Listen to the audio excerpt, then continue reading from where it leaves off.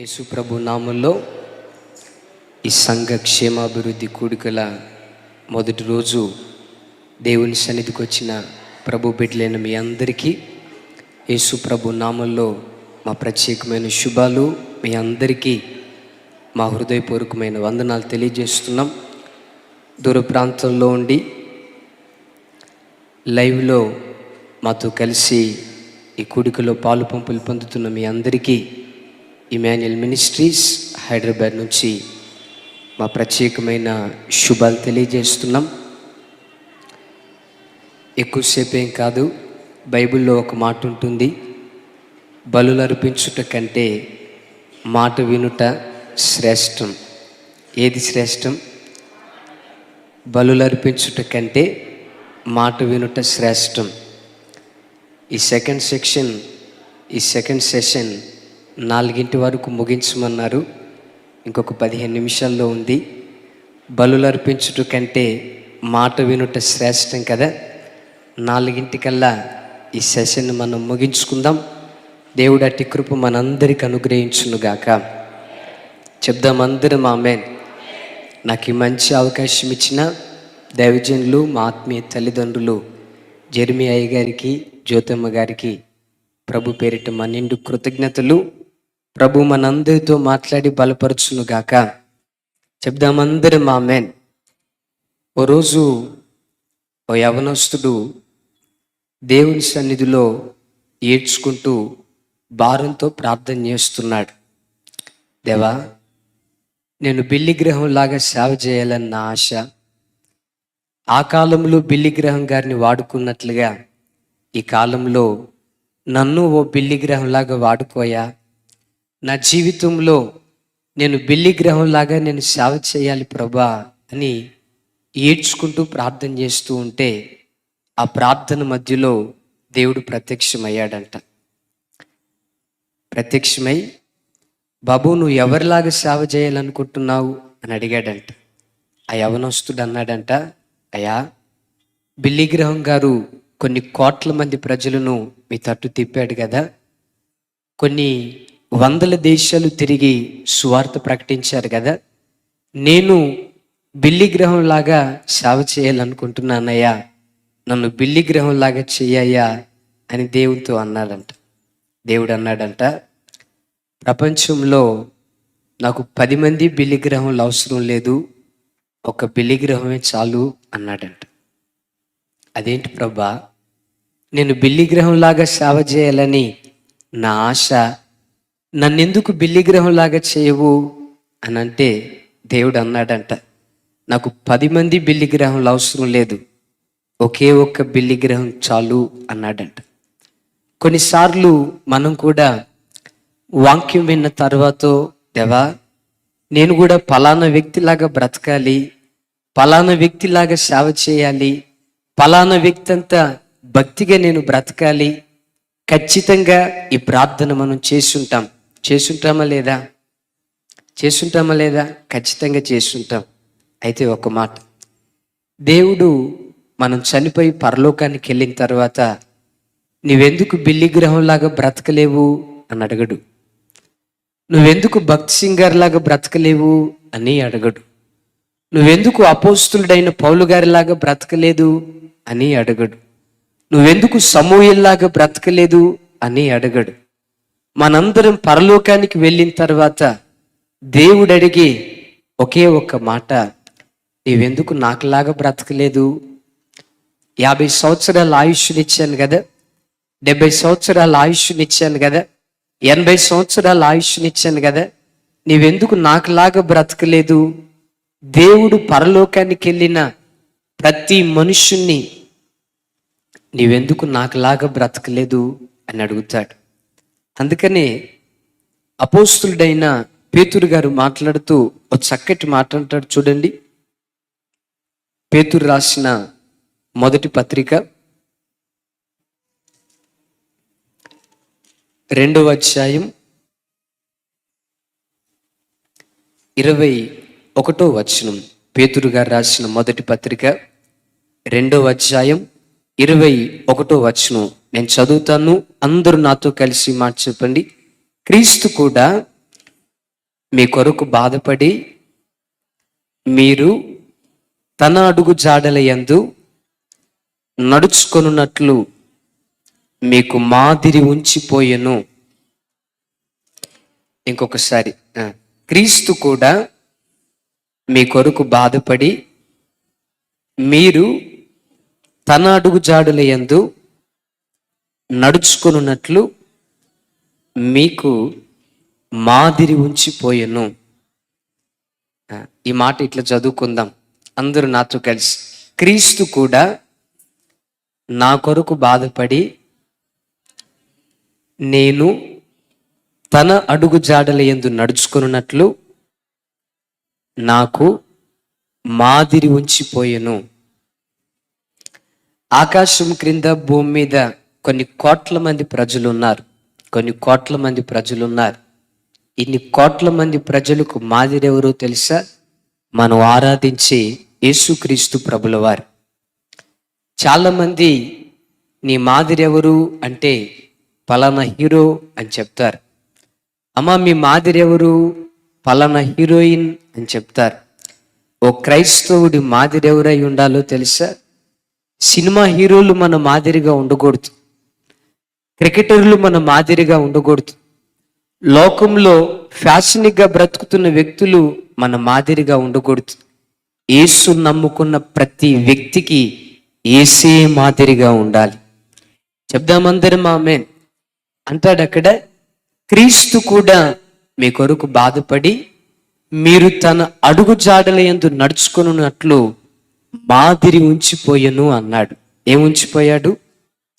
ఎందుకు మాదిరి ఉంచిపోయాడో తెలుసా?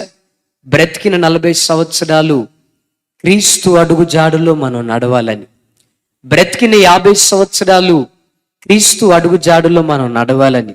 బ్రతికిన 80 సంవత్సరాలు దేవుని అడుగు జాడలో మనం నడవాలి అని దేవుడు మాదిరిని ఉంచిపోయాడు.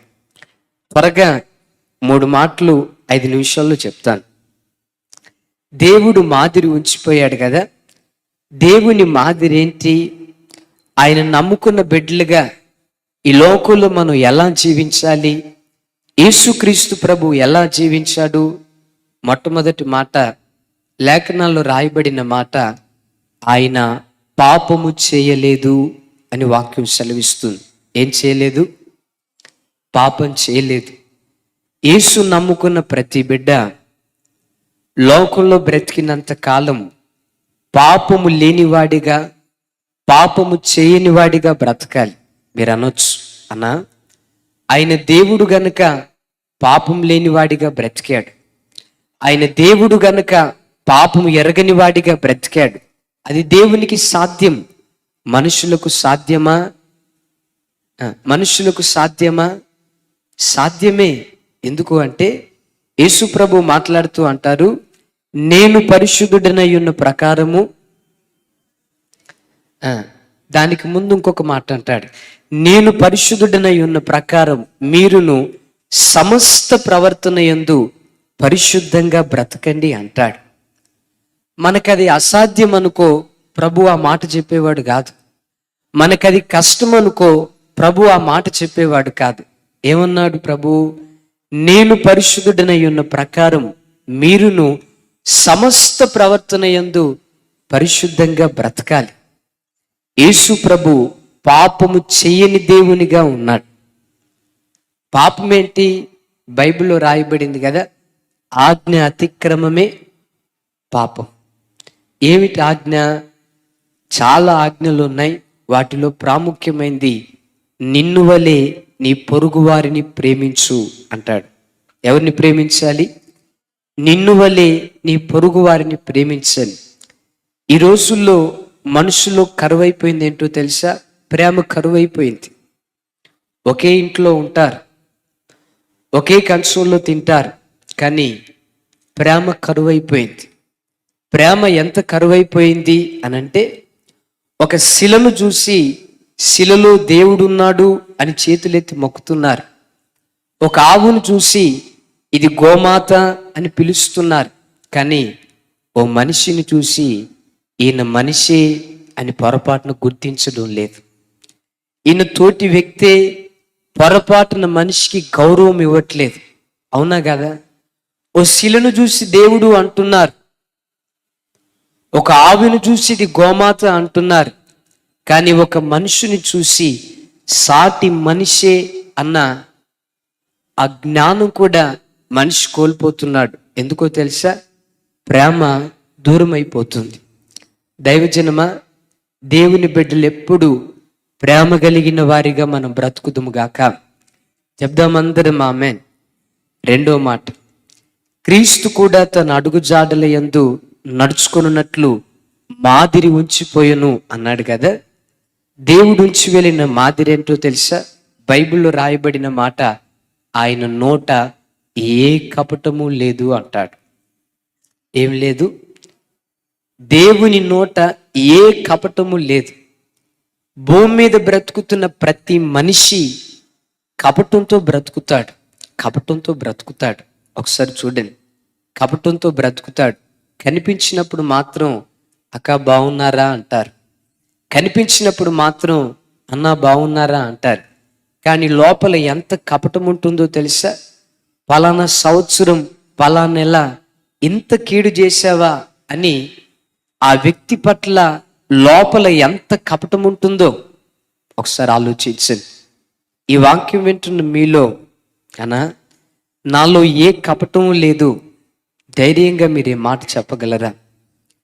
బైబిల్లో యేసు ప్రభు మాట్లాడుతూ, నతానియేలు వస్తూ ఉంటే ప్రభు మాట్లాడుతూ అంటారు, అతనిలో ఏ కపటము లేదు అంటారు. నాతో కలిసి మాట చెప్పండి, నతానియేలులో ఏ కపటము లేదు. అమ్మా ఒకసారి, నతానియేలును చూసి ఈ వ్యక్తిలో ఏ కపటము లేదు అని దేవుడు మాట్లాడినట్లుగా ఈ వాక్యం వింటున్న నిన్ను గూర్చి, ఈ మాటలు వింటున్న నిన్ను గూర్చి, ఎస్, ఈ బిడ్డలో ఏ కపటం లేదు, ఈ వ్యక్తిలో ఏ కపటం లేదు అని దేవుడు మాట్లాడగలడా? ఒకసారి ఆలోచించండి. ఒకవేళ నీలో కపటం ఉంటే దేవుణ్ణి అడుగు, దేవా మీ వలే మాదిరికరంగా నేను బ్రతకాలి. చెప్దామందరం ఆమేన్. అంటాడు పేతురు భక్తుడు, క్రీస్తు కూడా తన అడుగు జాడల యందు నడుచుకున్నట్లు మీకు మాదిరి ఉంచిపోయెను అంటాడు. ఏమిటి దేవుని మాదిరి? ఆయన పాపము చేయలేదు. రెండోది, ఆయన నోట ఏ కపటము లేదు. మూడో మాట, ఆయన దూషించబడి బదులు దూషించలేదు.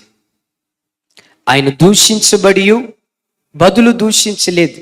దైవజనమా, దేవుని నమ్ముకున్న మన జీవితాల్లో కొన్నిసార్లు నిర్దాక్షిణ్యంగా ప్రజలు మనల్ని దూషిస్తారు. మన తప్పేమీ లేకపోయినా ప్రజలు మనల్ని నిందిస్తారు. మన ప్రమేయమేమీ లేకపోయినా కావలసని కొన్ని దూషణకరమైన మాటలు అంటారు. మనం ఏం చేయాలో తెలుసా? దూషించిన వాణ్ణి పొరపాటును దూషించకూడదు. మనల్ని హేళన చేసిన వాణ్ణి పొరపాటున హేళనగా మనం మాట్లాడకూడదు. దూషించిన వాణ్ణి బదులు దూషించాము అంటే మనలో క్రీస్తు మాదిరి లేదు అని అర్థం. దూషించిన వ్యక్తిని పట్టుకొని 10 దూషణ మాటలు మాట్లాడాము అని అంటే బ్రతుకుతున్న మనం క్రీస్తును మాదిరిగా చేసుకోలేము అని అర్థం. అందుకనే ప్రతి బిడ్డ క్రీస్తును మాదిరిగా చేసుకుని జీవించుదురుగాక. చెప్దామందరం ఆమె. నా వైపు చూడండి. ఎవరు మన మాదిరి? ఎవరు మన మాదిరి? ఎవరు మన మాదిరో తెలుసా? యేసుక్రీస్తు ప్రభువే మన మాదిరి. ఏమిటి ఆయన మాదిరి? ఆయన పాపం చేయలేదు. ఆ రీతిగా మనం బ్రతుకుదుము గాక. ఆయన నోట ఏ కపటము లేదు. ఆ రీతిగా మనం జీవించుదుము గాక. దూషించబడి బదులు దూషించలేదు. అట్టి మనస్సు దేవుడు మన ఒక్కొక్కరికి అనుగ్రహించును గాక. ఈ వాక్యాన్ని దేవుడు మన వినికిడిలో దీవించును గాక. ఆమెనందరం కళ్ళు మూసుకుందాం. తండ్రి, మీకు స్తోత్రం.